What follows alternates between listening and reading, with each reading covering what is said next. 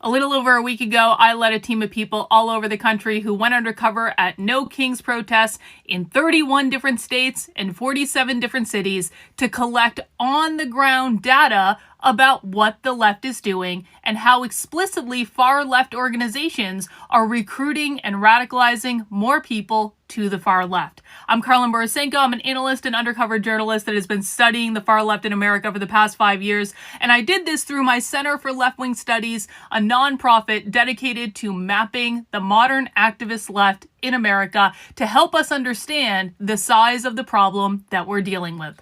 Now, real data analysis, it takes a little bit of time, but I want to show you what we have so far. We are collecting information from the dozens of volunteers that went out on the ground to collect it, to create a list of the organizations and different collectivist groups that showed up at the No Kings protest. Some were official tablers and part of the event. Some just showed up to hand out their literature and were a completely unofficial part of it. But we have all of this stuff documented. We have pictures of their propaganda. We have the copies of the leaflets and the zines and the flyers that they were handing out, and this is giving us a pretty decent list of all the different organizations that were on the ground in the cities that we had volunteers in.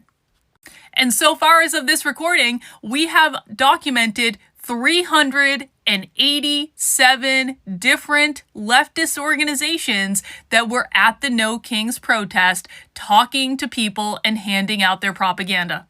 And then what we did is we applied my Mapping the Modern Left framework, which you can find at decodetheleft.com/map, to ascertain what tier of group these leftist groups are. Are they normie Democrats and liberals that are really relatively benign? Are they progressives that want a lot of free stuff from the government but go right up to the line before abolishing capitalism? Or are they true far left groups like democratic socialists and revolutionary socialists that are doing everything they can to push chaos and destabilization in our world to try to overthrow the capitalist system?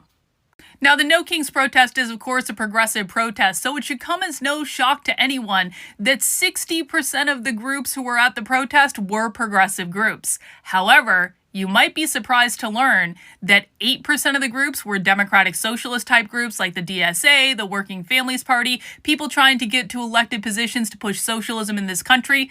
But even more shocking than that, 18% of the groups that we saw at the No Kings protest based on this data set were far left revolutionary groups that were only going to the protest to recruit and radicalize more people to the far left. We're still analyzing the data, but we will be publishing it at the Center for Left-Wing Studies, leftwingstudies.com, so stay tuned, follow along, more to come.